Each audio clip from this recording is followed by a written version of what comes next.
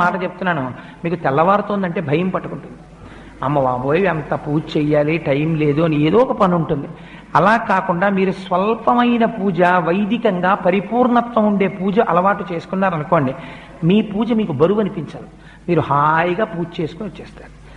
ఒక్కరోజు మీరు ఎంచుకోండి, ఏదో ఒక రోజు నేను ఒక శనివారం నాడు ఇలా పూజ చేసుకుంటాను, లేదు ఒక సోమవారం నాడు చేస్తూ ఉంటాను, లేదు ఒక ఆదివారం నాడు చేస్తాను. ఆ రోజు నియమం పెట్టేసుకోండి, నేను ఈ రోజు విశేషార్చన చేస్తాను అని నియమం పెట్టుకుంటే ఒకే ఒక్కరోజు, ఆ ఒక్కరోజు చేయడానికి మీ మనస్సు ఉరకలు వేస్తుంది. ఇవాళ నేను విశేషార్చన చేస్తాను అని అదే పూజ ఎక్స్పాండ్ అవుతుందంతే. అదే పూజా విధానం, కొత్తగా మీరేం చేయక్కర్లే. కానీ అలా ఎలా పెరుగుతుందో మీకు ఎక్కడికక్కడ చూపిస్తూ ఉపచారములు మనం చేస్తాం శాస్త్రంలో. అవి మీ మనస్సుని తీసుకెళ్లి భగవంతుడి దగ్గర నిలబెట్టడం కోసమని ఉపయోగించాలి. అంతేకాని వాటిని మీరు